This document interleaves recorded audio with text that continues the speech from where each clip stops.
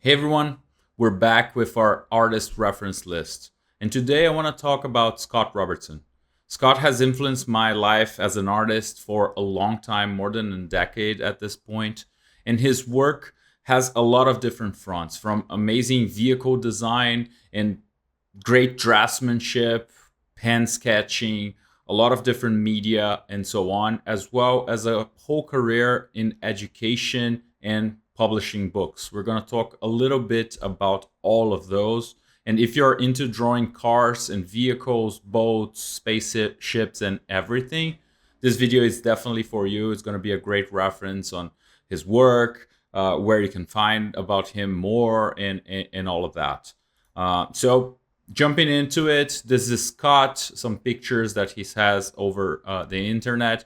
And as I like to do, and I mentioned before, it's great to already see a little bit of the workplace that they designed for these photographs and see a little bit of what they're into, what they're interested in. You can see the car miniature collection, as well as the bicycle helmets and a lot of books and so on. And this already gives us an idea of what we're gonna be seeing and what he's interested in. And when we look at his work, this becomes very clear. Scott has hundreds, if not thousands, of drawings of cars, vehicles, futuristic, modern, and even old cars. He has great draftsmanship, both in drawing simple pencil and pen drawings, as well as rendering in Photoshop or rendering in traditional media as well. He shows a passion for designing and drawing in perspective. He has a book on how to draw. He also has a book on how to render. I have talked about how to draw extensively here in the channel, and we'll talk a little bit more even in this video and in the future for sure. It's a book that taught me a lot, and we can definitely learn from each drawing if we take the time to do it. If we look at this drawing, for example, we can see the different uses of lines. Some of them are thinner, some of them are bolder. Here you can see a very strong line separating this upper structure from the structure below. You have this also as a composition element. Here as well, you have an accent of value in here. So the eye will probably flow in here, go for the details, stay a little bit, and then see a little bit of a contrast in this area, especially with this. So all these value accents are not by chance, by happy accidents. This is done by design. So your eye, as I said, will flow here and then be grabbed by this and go probably to the cockpit and everything. Not even to mention the structure of perspective and everything. I've done a full video dissecting this drawing that is on the cover of How to Draw. So if you're into this more nerdy approach to drawing lines and perspective, Scott has a great tutorial on lines. I'll get to that in the end of this video, and I mentioned some of it in this video as well, if you're into that. But in the rendering aspects, he's also great. If you look at this is very simple.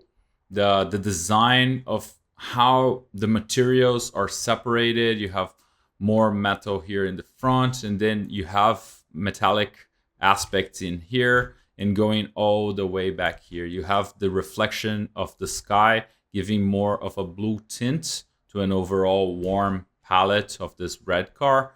You have the red Hot Wheels element in there to give a little bit of a break of the simplicity of the design as well. Everything is design. And you see on some of Scott's quotes that design is a lot of his focus and design education, and you can see that in his work.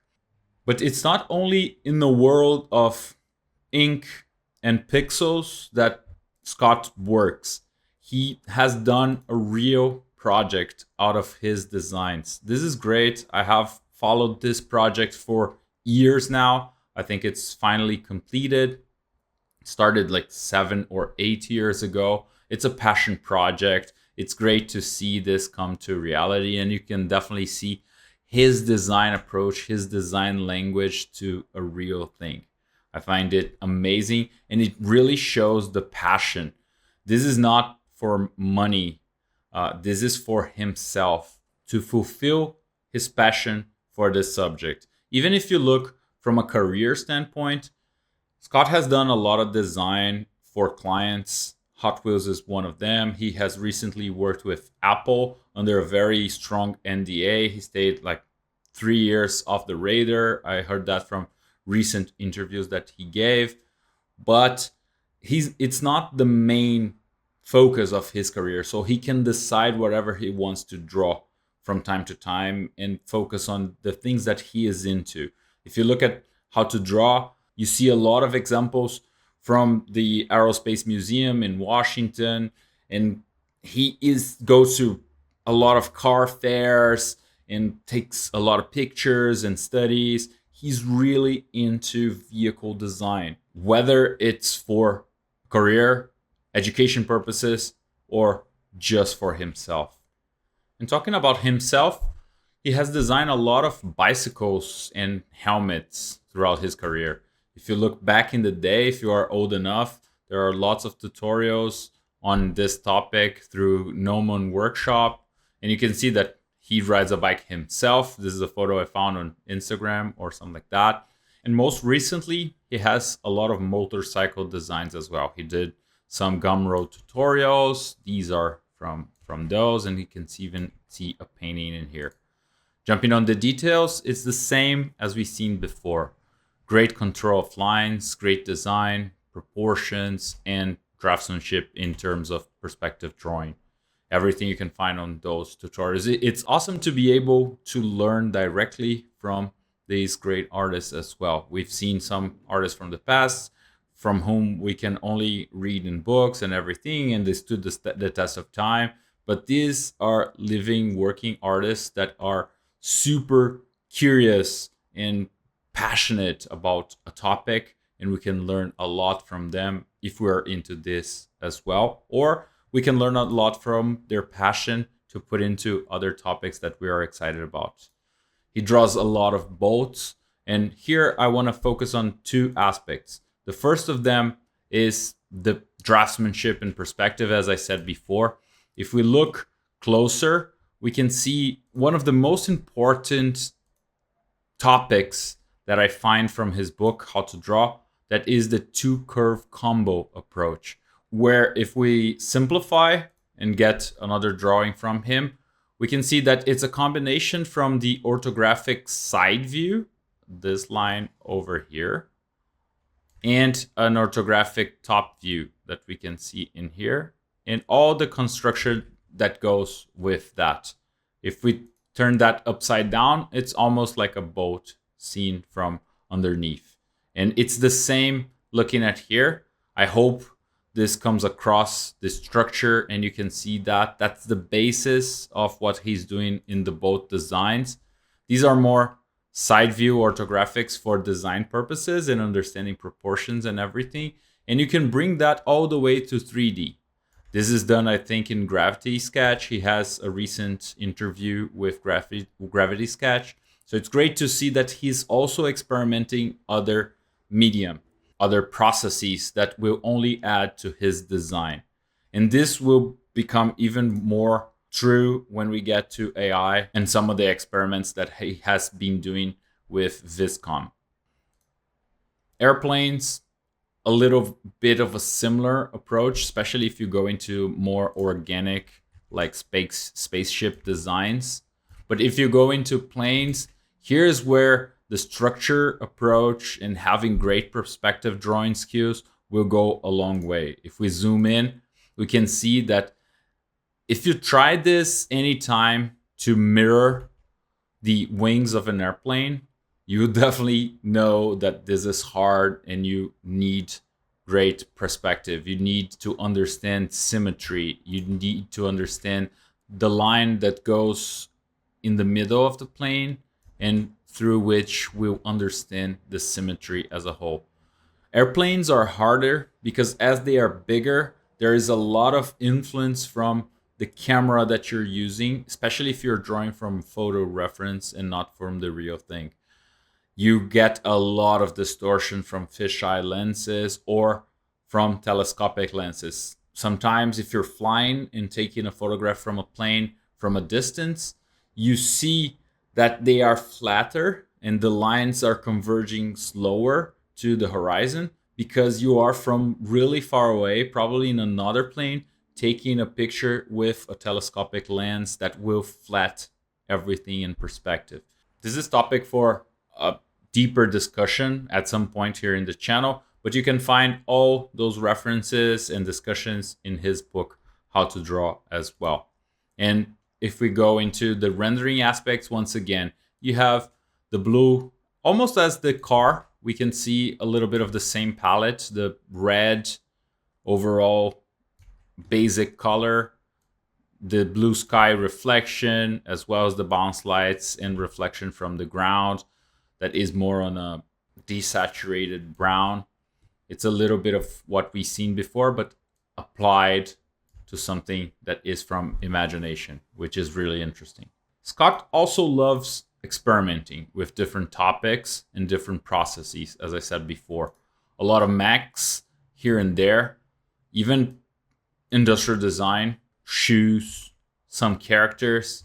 And this is a process, I think it was done in Modo, where you kit bash and you throw randomly elements into a figure to see what you get. So happy accidents also are a big part of his design process. As I mentioned in the beginning, there is a lot of design that goes into every decision, but also you can find happy accidents through design processes. And that is where we come to AI. He has been experimenting with it for a long time, from the days of Canvas from NVIDIA and now Viscon, both for rendering aspects. And I have done some of these myself. I'll share my results in the end, but also for exploration purposes. As we can see in this recent video from Viscon talking about the palettes that they have, you can add some of your drawings and then create a lot of different variations. This is for the happy accidents where you see different proportions that you haven't thought about, and then you can bring it, draw over it, and use all of your knowledge to get those proportions to a final product as well. And then you can use it for render. He has been exploring this tool for a long time. I really don't know what's the ethical approaches to databases and all of this behind Viscon. If you know, please share in the comments. But I think this is where AI could be a tool. It will definitely impact the number of positions available because all this work was done like in 15 minutes or so. And your decision, art direction from a more senior point of view will definitely be more efficient and use less time to get to interesting results, especially on the rendering aspects that are so time consuming. And he can do a lot of this both because he normally gets this more R&D positions in the industry, but also because he is a big educator himself. He has a publishing company, Design Studio Press, with a lot of different amazing titles, including the ones we talked about, How to Draw and How to Render, but also some on his work, his personal work. Some of them are out of print already. It's harder to find, but you can also find some of them still in print. And he's putting out sketch collections from time to time. This one, I think it's the most recent. You can definitely grab a copy. I'll add links in the description as well if you're into it. But definitely take a look, and I'll add the link as well for Design Studio Press, where you can find books by Tara Whitlatch, Ian McCaig, Doug Chang. Also, one amazing book on car drawing and design process that is H Point. This book has taught me more on ergonomics and design for the real world than anything I've ever read. So if you are thinking on designing vehicles or even industrial design and usable aspects and ergonomics and everything, this will be a great breakdown. This is used at Art Center College of Design, their vehicle design courses and everything. So it's the real thing. Definitely take a look if you're into design, especially hard surface design. And on the topic of design, I love this quote from a recent interview from him. For learning anything new, an individual has to have several different areas of emphasis and focus. And the ones that he lists are curiosity, determination, open mindedness, and patience. I'll add a link to that video as well and the timestamp so you can definitely go there and see his definition of everything. But basically, this is the basis of talent as a whole and growing in anything. You need to be curious about it and interested enough so you can jump on it. Determination to really jump on it and give time and effort to get better. You will fail a lot, so you need to be open-minded to different approaches, to different tools, methods, and to yourself growing one step at a time, and give time to it. Be patient. I talk about this in my video on being stuck in art, and that has a lot to do with the time and patience. Give it time. It will be a slow curve, but you definitely are improving if you're taking the time to develop your critical eye and everything, as we'll see from the amazing YouTube channel that Scott has as well. These are the most viewed, to the point of the recording of this video, the most viewed videos on his channel. This sketchbook series is great. Definitely take a look. But my favorite are, without any doubt, how to think about line weights. That is the most viewed on the channel. And these two, developing your critical eye and design sketching versus illustration. This gives a basis to thinking design versus the aspects of illustration and how to get better one step at a time. From the developing your critical eye, there's a quote that is beautiful on having friends and peers and learning as a group. You can't underestimate this power of a group of individuals that are all like-minded with a singular goal and how much they can accelerate the learning curve. I think this is perfect. It doesn't need to be a big group.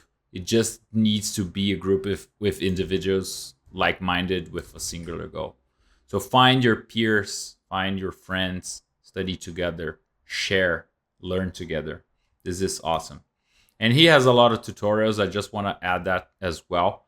And I'll add all relevant links to the description. The ones from back in the day are some of my favorite. I loved going through this and doing the rendering on pencil as well and jumping on digital and trying to bring some of that. The concept of form change equals value change was definitely taught to me by Scott, and it helped me grow a lot. And last but not least, some of my artwork. A lot of copies here from Scott Robertson himself and some of the tutorials, as I said. All of this are digital format, but I definitely learned a lot from him over the years. There's a video here on the channel on my perspective drawing journey. If you want to take a look, there are more examples from Scott's work, as well as New Masters Academy course by Eric Olson. I'll add a link to that as well down in the description. As I mentioned before, here are the pieces I added to VisCon. A friend of mine did this. Got this drawing to a final render, as well as this one, more of an environment with very messy lines and not any value structure below it. And it could get to a very interesting point. So once again, I don't know what's behind the databases that were used to train this model, but it's a very strong model that definitely will be able to disrupt a lot of the process in our industry and the design industry, product design, and so on. and we need to keep an eye on it and be on top of that if we want to be relevant and be up to date with whatever is out there. I hope this video was inspiring. Scott helped me a lot, and I thank you if this video ever gets to you, Scott, for everything. And I hope this inspires a lot of people, the ones that love vehicle design, as well as the other ones that just want to do environments, hard surface, or focus on getting better in perspective drawing from a more formal approach. You definitely won't regret going through his artwork and his books. Hope you have a great day, and we'll definitely see each other in other videos.